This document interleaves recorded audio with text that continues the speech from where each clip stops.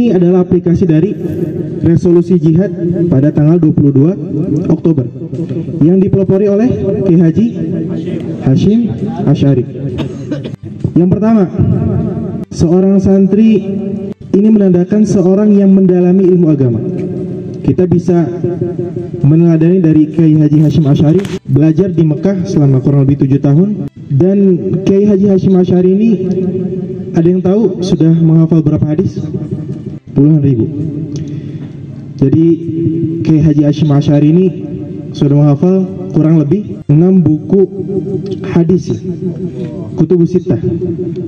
Kutubus Sittah ada Sahih Bukhari, Sahih Muslim, Sunan Abu Daud, Jami' At-Tirmidzi, Sunan An-Nasa'i, sama yang terakhir Ibnu Majah.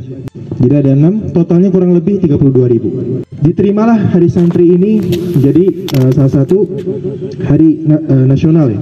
Oleh karena itu penting sekali bagi seorang santri ini mendalami ilmu-ilmu agama, minimal yang dasar-dasarnya, pokoknya atau yang wajibnya. Karena dalam sebuah hadis, thalabul ilmi faridatun ala kulli muslim. Yang menjadi kewajiban itu adalah mendalami ilmu agamanya. Hadis riwayat Ibnu Majah. Dan ketika teman-teman bersyukur ya, bersyukur sudah Allah beri kesempatan untuk menjadi santri, maka penuhilah rasa syukur itu dengan berjuang mendalami ilmu agama. Karena ketika teman-teman berada di sini, berada di pesantren, mendalami ilmu agama, maka insya Allah teman-teman adalah seorang yang ingin Allah berikan kebaikan. Dalam sebuah hadis, mayuridillahu bihi khairan yufaqihu fiddin. Barang siapa yang Allah kehendaki kebaikan, maka niscaya Allah akan pahamkan dia tentang agama. Oleh karena itu bersungguh-sungguhlah di setiap pelajaran, terutama pelajaran agama, karena ini hal yang wajib, akidah, fikih, hadis, tafsir. Sehingga modal inilah yang mencerminkan seorang santri. Malu ketika kita menjadi lulusan pesantren, tetapi masalah sholat kita masih banyak PR. Sholat yang wajib, puasa yang wajib, kita masih bolong-bolong. Malulah, karena hakikatnya seorang santri itu adalah seorang yang mendalami ilmu agama. Jadi yang pertama, bersungguh-sungguh dalam mendalami ilmu agama. Ini hakikat seorang santri. Lalu yang kedua, santri terkenal dengan akhlak yang baik. Kata-katanya enak didengar, kata-katanya santun, berjuang untuk memiliki akhlak yang mulia. Kata-katanya tidak menyakiti hati orang lain. Seorang yang bisa menyelamatkan muslim lainnya dari lisan dan tangannya. Oleh karena itu, seorang muslim, seorang santri wajib memiliki akhlak yang baik. Karena ini menjadi barometer keimanan. Akmalul mu'minina imanan ahsanuhum khuluqa. Orang yang paling sempurna imannya adalah yang dimana teman-teman sudah menghafal al-muslimu man salimal muslimun min lisanihi wa yadihi. Seorang muslim itu hakikatnya orang yang paling baik akhlaknya. Maka ketika seorang santri pulang ke rumah, lalu dia durhaka kepada orang tuanya, disuruh sesuatu, lalu enggan untuk membantu orang tua, malah nyuruh-nyuruh orang tua, maka ini bukanlah contoh santri yang baik.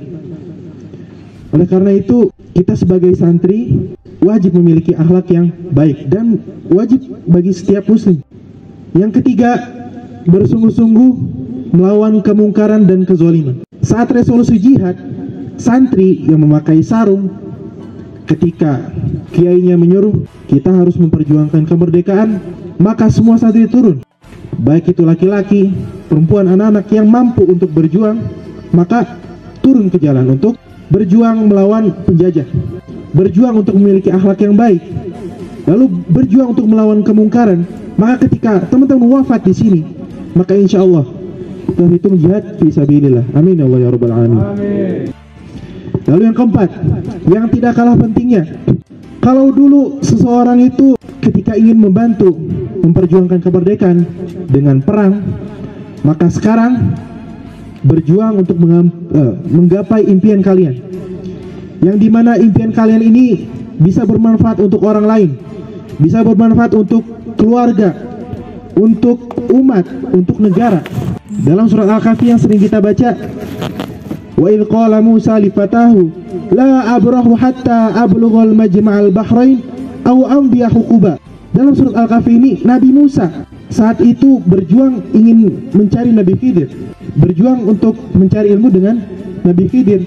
Maka dikatakanlah, kata Musa kepada pembantunya, lifatahu atau sahabatnya, la abrahu hatta ablughal majma'al bahrain. Aku tidak akan berhenti sampai mencapai dua lautan. Dua lautan ini tempatnya Nabi Khidir, ceritanya seperti itu. Kalau aku belum ketemu, aku akan terus menerus mencarinya sampai satu hukubah. Ulama tafsir mengatakan satu hukubah ini 80 tahun. Maka ketika seseorang mencari ilmu, bersungguh-sungguh menggapai impiannya, maka tidak ada kata menyerah.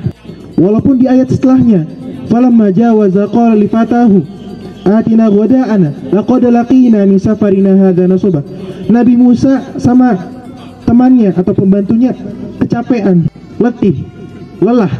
Maka tentu ketika teman-teman memperjuangkan impian kalian, ada rasa lelah, ada rasa capek, ada rasa bosan, maka sungguh-sungguhlah kalian meraih impian kalian yang bisa berjuang untuk menegakkan Indonesia kembali. Bagaimanapun latar belakang kalian, berjuanglah untuk impian kalian ya. Walaupun sukses itu adalah hal yang penting, tapi di atas kesuksesan itu perlu diinput dengan rasa ikhlas pada Allah Subhanahu wa taala. Ya. Jadi yang keempat adalah berjuang untuk meraih impian kalian. Bersungguh-sungguh untuk menggapai target tersebut. Kalian ingin menjadi dokter, kalian belajar sungguh-sungguh. Kalian ingin menjadi pengusaha, kalian belajar sungguh-sungguh. Oleh karena itu, santri tidak terbatas dengan hanya paham agama saja. Yang wajib juga bagi seorang muslim punya expert di bidangnya. Mungkin itu saja yang ingin Ustadz sampaikan. Semoga para ulama terdahulu, para santri yang telah berjuang untuk menegakkan kemerdekaan di Indonesia, mempertahankan kemerdekaan Indonesia, semoga Allah catatkan sebagai jihad fisabilillah, syahid di jalannya. Dan semoga teman-teman yang sekarang belajar di pesantren bersungguh-sungguh, kalau misalkan kita wafat ketika kita belajar, insya Allah kita juga akan dicatatkan sebagai seorang yang jihad fisabilillah. Amin ya Allah ya Rabbal Alamin. Mungkin cukup dari Ustadz. Mohon maaf apabila ada kesalahan. Assalamualaikum warahmatullahi wabarakatuh.